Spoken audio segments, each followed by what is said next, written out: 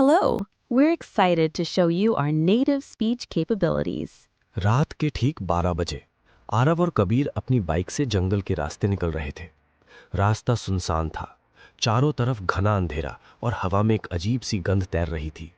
तभी बाइक का टायर अचानक पत्थर से टकराया और दोनों गिर पड़े।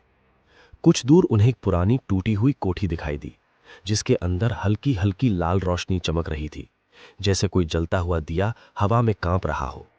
कबीर बोला, ये जगह तो नक्शे में भी नहीं दिख रही थी। आरव ने जवाब दिया, चल अंदर देखते हैं, शायद मदद मिल जाए। अंदर कदम रखते ही दरवाजा खुद ब खुद धड़ाम से बंद हो गया। कमरे में धूल, टूटी कुर्सियां और दीवारों पर उभरी हुई काली उंगलियों के निशान थे, जैसे किसी ने दीवारों को नोच नोच कर पीछे कुछ छिपाने की कोशिश की हो। एक कोने में पुरानी डायरी पड़ी थी। डायरी के पहले पन्ने पर लिखा था, जो आखिरी दरवाजा खोलेगा वो कभी वापस नहीं जाएगा। आरव ने हल्की हंसी की, भूत प्रेत कुछ नहीं होते यार। लेकिन कबीर की गर्दन के पीछे किसी ठंडी चीज ने छुआ।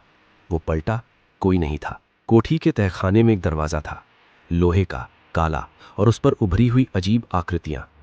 दरवाजे के नीचे से लाल रोशनी बाहर निकल रही थी, जैसे अंदर कोई जिंदा चीज धड़क रही हो। कबीर डरते हुए बोला, आरव वापस चलते हैं। लेकिन आरव दरवाजा धकेल देता है। दरवाजा कराहते हुए खुलता है। अंदर एक अजीब कमरा था।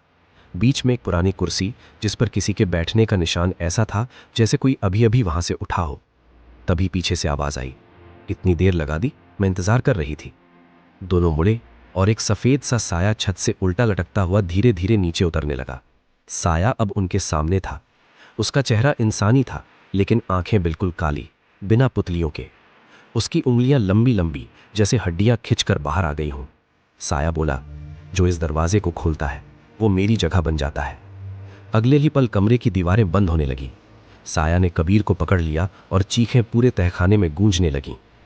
आरव पीछे की तरफ भागा, लेकिन दरवाजा गायब हो चुका था।